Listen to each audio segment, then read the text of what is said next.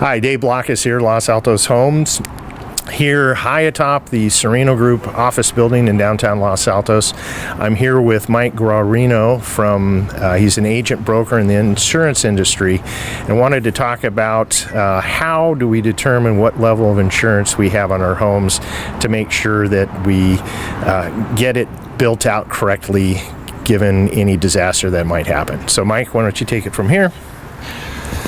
Yeah, Dave, really important to understand how much insurance to put on your house. And probably the best thing that you can do in order to figure this out is to have a good conversation with your insurance broker agent. One of the methods that we use is real simple, just trying to understand, what is your house like? What kind of construction do you have? Is it custom? Is it standard? Is it luxury?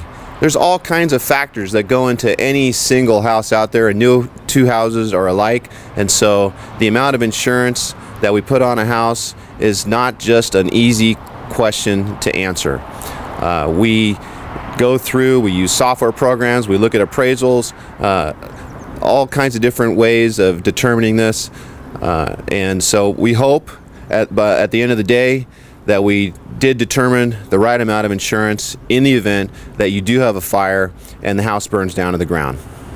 So Mike, what I did on my house was I actually talked to a couple builders in town and tried to get some construction costs at the time that I got insurance. However, I haven't really changed it in a couple of years. I know the home is appreciated, so how do I make adjustments for that? Do I guess realizing that an insurance is only for the house itself, not for the land.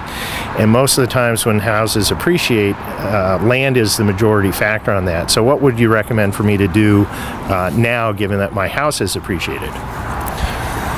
Well, it's always a good idea, every few years to reevaluate the amount of insurance that you do put in a house. Now, there is a common misconception out there that because your house is appreciated overall, and by the way, that's land and the improvement value on the property, the misconception is that automatically you need to also increase the amount of insurance on the house. Well, that's not necessarily true. It really has to do with whether or not the cost to reconstruct has changed. Now, sometimes you can have great appreciation on your house, but maybe the reconstruction costs haven't changed that much. So the two do not go hand in hand. That is, appreciation and reconstruction costs, they do not go hand in hand necessarily. But again, every few years, it's a wise idea to reevaluate how much insurance you do need on your house. Let's look at the fires and whatnot up in the North Bay where, whole neighborhoods were absolutely destroyed. That's probably not necessarily one-off, weather has changed, etc., to where it is more likely to happen. But in, my residential neighborhood, do I need to factor in that if my neighborhood burns down, there's going to be a huge rush on supplies and builders and costs and everything, to where even though I've got my house covered what I think is current construction costs, do I need to worry, or how can I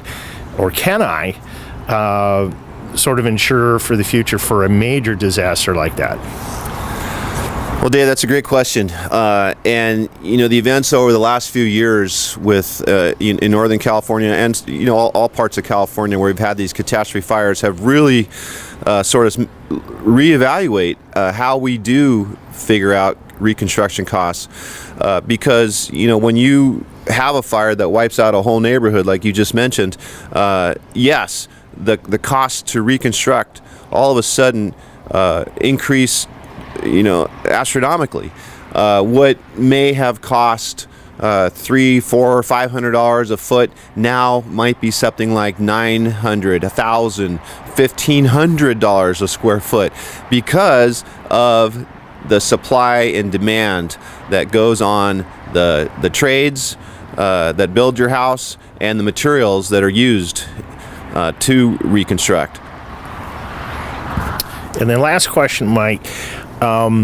when we meet and sit down and discuss, what I look like, and you give me a bid and say, well, this is, what the estimate would be for your insurance for the year.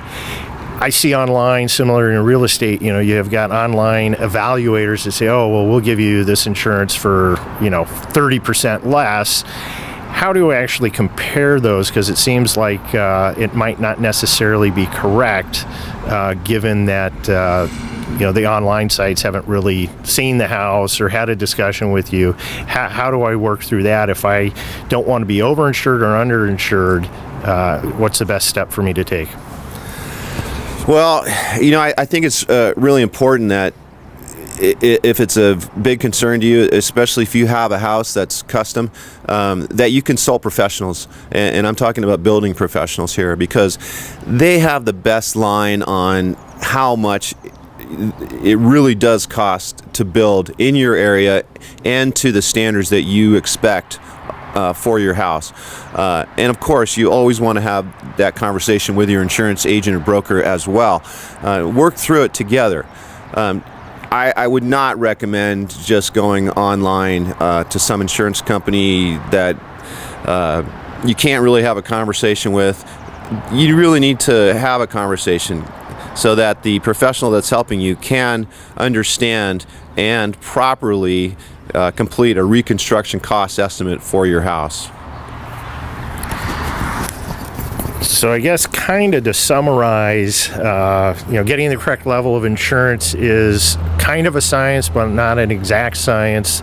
There's a lot of variables that go into it, but it's something that you just can't take lightly. And I know from the real estate perspective, when we buy and sell property, especially when we sell and people need to get the insurance to get their loan, a lot of thought sometimes isn't taken into effect in doing that. It's like, well, give me the cheapest, quickest insurance policy that I can so I can get my house, and then I'll kind of move on from them. So, Mike, why don't you give us your contact information? And folks, if you have any questions about buying or selling real estate, go ahead and contact me, Dave Blockus at Los Altos Homes.